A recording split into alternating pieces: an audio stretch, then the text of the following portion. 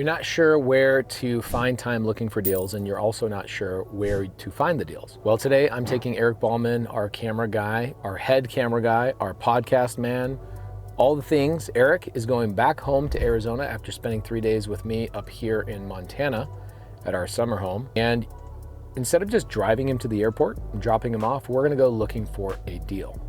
And the place I always start is Crexi.com. The thing I hear the most is people go, where do you find the time? How often do you look at deals? When are you out looking at deals? I'm like, it's integrated in my life. I'm taking Eric to the airport. I'm gonna go look at a deal. So what I do is I start here on Crexi. I actually downloaded the app. It's free if all you're doing is searching and you're not needing all the other information.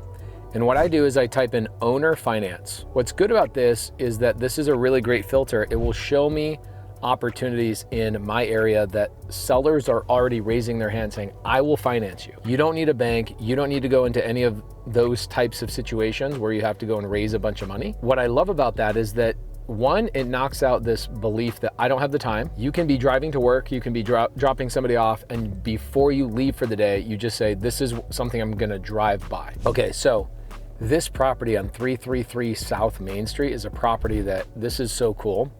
You can pull up and say, all right, what would you do with this? It's a downtown home property.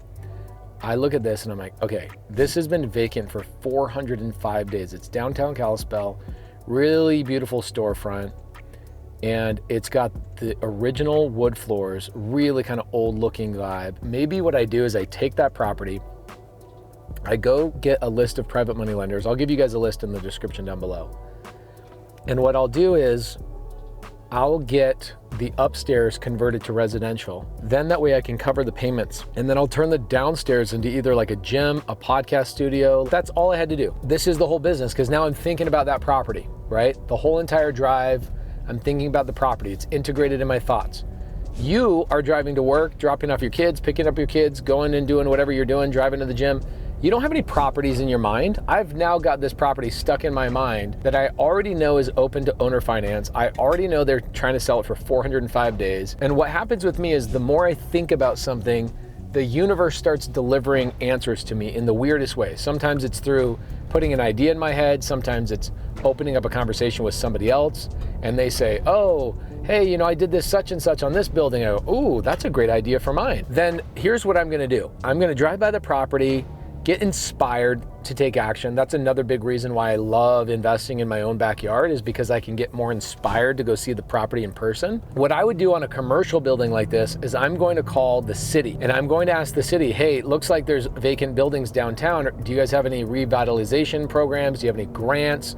Do you guys have any specific needs downtown that you wish we had, tenants filling up those buildings? And I'm gonna put a game plan together before I call the agent.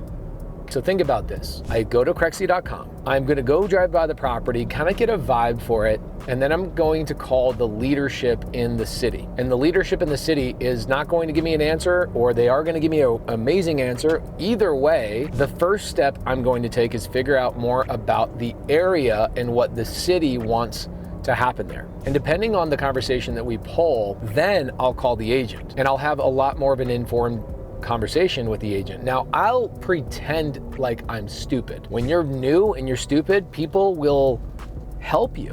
When you're experienced, people sometimes they assume you're a shark and they don't want to help you because you're going to take advantage of them.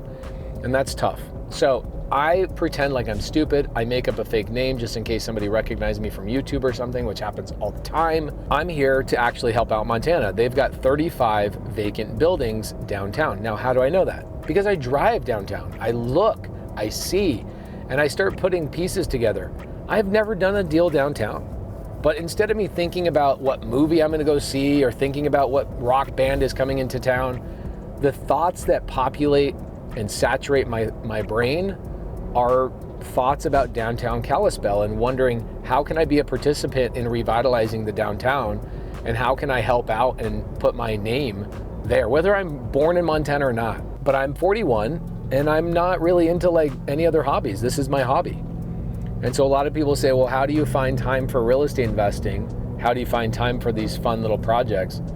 And my answer is name all your hobbies that you have, hunting, fishing, I don't do any of those, okay? unless I'm doing it with people I work with, I only work real estate, and real estate is also my hobby. So I love it, so fun. It's a fun game for me. So even if I don't do this deal that I found on Crexi, I'll find another one and I'll go through the practice and the motion, and I'll get to know somebody in the process. I'll get to know a new person downtown leadership. I'll get to know this agent. She might send me another deal, another opportunity. Even if I just look at 100 of these things, 100 over the course of like 2 years, think about the relationships, the questions, the things I'll learn. It's gonna be so fun.